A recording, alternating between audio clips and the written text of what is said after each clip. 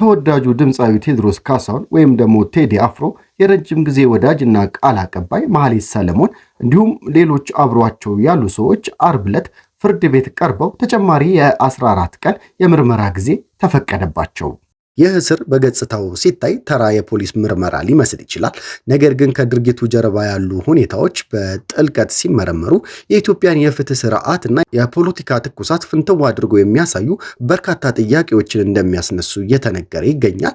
ተጠርጣሪዎቹ ባለፈው አርብ በፌዴራል የመጀመሪያ ደረጃ ፍርድ ቤት አራዳ ምድብ አንደኛ ጊዜ ቀጠሮ ችሎት የቀረቡ ሲሆን መርማሪ ፖሊስ የጀመረውን ምርመራ ለማጠናከር እና ተጨማሪ ማስረጃዎችን ለማሰባሰብ ተጨማሪ 14 ቀን እንዲፈቀድለት ችሎቱን ጠይቋል። ፍርድ ቤቱም የፖሊሱን አቤቱታ መርምሮ በመቀበል የተጠየቀውን የ14 ቀናት የምርመራ ጊዜ የፈቀደ ሲሆን የምርመራ ሂደቱንም ተከታትሎ ቀጣዩን ትዕዛዝ ለመስጠት ተለዋጭ ቀጠሮ መስጠቱን የታሳሪዎቹ ቤተሰብ አረጋግጠዋል። የመጀመሪያ ደረጃ የፌዴራል ፖሊስ በአርቲስት ቴዲ አፍሮ ላይ ምንም አይነት የወንጀል ምርመራ የለኝም ብሎ በይፋ መግለጫ መስጠቱ ለምን አስፈለገ ከሚሉ አቤ ጥያቄዎች መካከል ዋነኞቹ ናቸው። እጅግ አሳሳቢው ጉዳይ ፖሊስ የጠየቀው የ14 ቀን ተጨማሪ የምርመራ ጊዜና የፍርድ ቤቱ መፍቀድ ነው። በኢትዮጵያ የፍትህ ስርዓት ውስጥ ፖሊስ ሰዎችን አስሮ ምርመራ አልጨረስኩም በማለት የጊዜ ቀጠሮ መጠየቅ የተለመደና የሰብአዊ መብት ተሟጋቾች አጥብቀው የሚተቹት አሰራር ነው። አንድ ግለሰብ ከመታሰሩ በፊት በቂ ማስረጃ ሊሰበሰብ ይገባል። አስሮ ማስረጃ መፈለግ የዜጎችን መብት የሚጥስ ነው።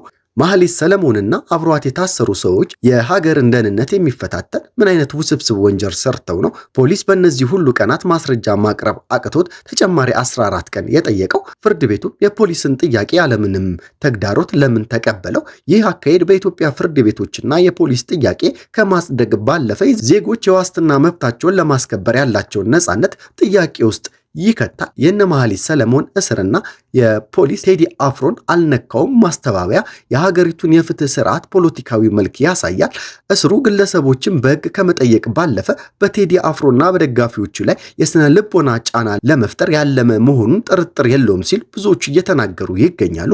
የፍትህ ስርዓቱ በእውነት ገለልተኛ ከሆነ ፖሊስ ማስረጃዎችን አጠናቆ ክስ መመስረት እንጂ ግለሰቦችን አስሮ እያንገላታ በማህበራዊ ትኩሳት በቃላት ለማብረት መሞከሩ ለምን አስፈለገ የሚሉ የተለያዩ ጥያቄዎች እየተነሱ ይገኛሉ በዚህ ሰዓት ማለት ነው። በሌላ በኩል ከነዚህ ግለሰቦች መታሰር ጋር ተያይዞ በድምፃዊ ቴዎድሮስ ካሳሁን ዙሪያ የተለያዩ አቅጣጫዎች ሲነሱ የነበሩ ስጋቶችና መረጃዎችን በተመለከተ አርቲስቱ በአሁኑ ሰዓት መኖሪያ ቤቱ እንደሚገኝና ምንም አይነት የስር ሁኔታ እንዳልተፈጸመበት እየተነገረ ይገኛል ማለት ነው።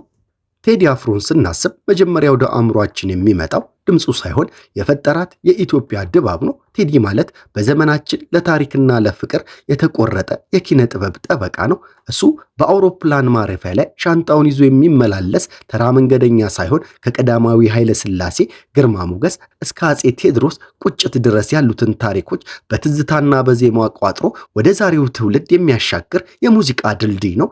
የሱ ግጥሞች ልክ እንደ ስንኩሉ የፖለቲካ ንግግሮች ወይም እንደ አሮጌ አጥር የተሰባበሩ አይደሉም። ይልቁንም እንደ ወርቅ አንጥረኛ ተመጥነው እንደ ጥንታዊ ብራና በጥንቃቄ የተሰናዱ ናቸው። በቴዲ ዘፈን ውስጥ ፍቅርና ፖለቲካ ተቃቅፎ ይተኛሉ።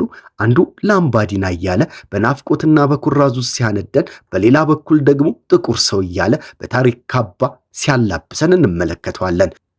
ብዙዎቻችን ቴዲን የምንወደው ስለሚያዜም ብቻ አይደለም፣ የህዝቡን ትርታም ስለሆነ ነው። እሱ የሚያወጣቸው አልበሞች መካከል የዓመታት ዝምታ ለሙዚቃ አፍቃሪው ልክ እንደ አብይ ጾም ይረዝማል። ነገር ግን ጾሙ ተፈቶ አዲስ ዜማ ሲለቀቅ የአገሪቱ አየር በአረንጓዴ ይቀየራል። የታክሲ ረዳቶች ከታክሲ መስኮት ወጥተው እስኪጨፍሩ ድረስ የቴዲ ዜማ በየመንገዱ ይነግሳል። ቴዲ አፍሮ ማለት እኮ በሙዚቃ ዓለም ውስጥ ብቻ ሳይሆን በአገሪቱ የስነ ልቦና ውስጥም ሚዛን ነው። ምድር ላይ ስላለው ስደት ሳይሆን በውስጣችን ስላለው የመንፈስ ስደት ይዘፍናል። እሱ ሲዘፍን ታሪክ ራሱ ከአዋራዋ ተነስታ ሸበላ ሆና ትወጣለች። ለሙዚቃ ያለው ፍቅር ልክ እንደ አፄ ቴዎድሮስ መድፍ ነው። አንዴ ከተኮሰ በኋላ አካባቢውን ሁሉ ያናውጠዋል። ነገር ግን ከጥፋት ይልቅ ግንባታው፣ ከጥል ይልቅ ፍቅር ነው የሚዘምረው። ባጭሩ ቴዲን መስማት ማለት በሙዚቃ ቋንቋ ኢትዮጵያን ዳግም ማወቅ ማለት ነው። ለዛሬ ያዝነውን በዚያ በቃን። ቸር ያሰማን ኢትዮጵያዬ።